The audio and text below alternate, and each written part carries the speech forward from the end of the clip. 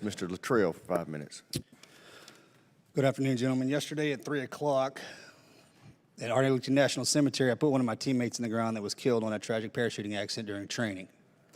And at 4:30, I received a phone call that Senior Chief Mike Day, who was shot 27 times while on combat operations, took his own life yesterday. So all I ask is that you continue to, which I know you will, cherish our service members and our veterans and focus on the mental health aspect after these two wars. Secretary Austin, you said ISIS and Al-Qaeda and other terrorist groups continue to threaten the security of the United States and our citizens and our partners. Do you consider the cartel to be a terrorist group? I consider them to be transnational criminal organizations. Regardless of vernacular, sir, that's the same thing, in my opinion. Is it not yours? Well, again, they are criminal organizations. So, Mr. Milley, thank you for your distinguished career, sir. And over your tenure in the military and your multiple commands, if you lost 50,000 troops in one deployment, would you be relieved of duty? Yeah, I would imagine if I lost 50,000 troops in a single battle or deployment, I don't know if I'd be relieved. It depends on the nature of the war. You know, there were 2,000 killed at Normandy, and my dad hit the beach at Iwo Jima, 7,000 killed there. So I guess it depends on the nature of the war. But 50,000 one of our deployments, not yeah, initial invasion. one of ours, sure. Yeah. Okay. If you had 2,500 enemy combatants move through your front lines and take over your interior, would you be relieved of duty? Yeah, I probably would. Yeah, I would think so. If you were a commanding officer and you were not enforcing the ROEs or the SOFA that was in place by the leadership, would you be relieved of duty? I would imagine that if I did not enforce the ROEs, yeah, I'd probably be relieved, I would imagine, sure. If you were a commanding officer and individuals were coming into your AO and kidnapping your troops, would you be relieved of duty if you didn't do anything about it?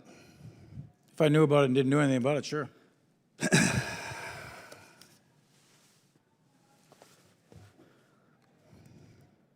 100,000 Americans die each year from fentanyl. 5,000 illegal aliens come across this border every day. Sex trafficking, kidnapping, drugs, gangs. In your professional opinion, do you think Secretary Mayorkas is doing a job at all with securing our border south and north? Yeah, it'd be inappropriate for me, as a chairman of Joint Chiefs of Staff, from a legal basis, to actually make comments about cabinet members. That's actually in the Uniform Code of Military Justice. Okay, so sir. You got to respect that. But here's what I would say. Look, there's a significant crisis at the border. I mentioned it a couple of times. Yes, sir. 5,000. That's why I shifted to this line of questioning. 35,000 a week. That's a core. You've got about 1 million or so. Now, most of them, realistically, are economic migrants, and they're fleeing violence and so on and so forth. But not all of them.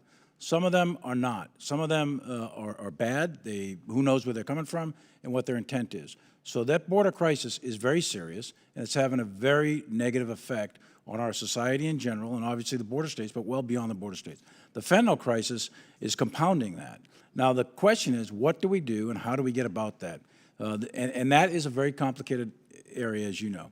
I think you have to obviously start right at the border, but there's obviously some things deeper into the so-called battlefield, if you want to call it that, in Mexico, Central America, et cetera, getting at some of the root causes. We have to work with the host nation governments. Talked to Congressman Waltz a little earlier. We've got to get a handle on this and get a handle on it quickly. This is being very, very destructive to our society as a whole. And I am absolutely agree with that for problem identification. The issue is, what do we do about it and how do we do it?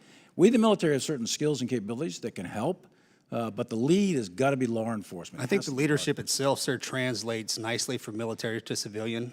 And fortunately, on this side, as I'm assuming you will soon, and I'm a border state. Sure. And it's my people in my district that are dying. Yeah.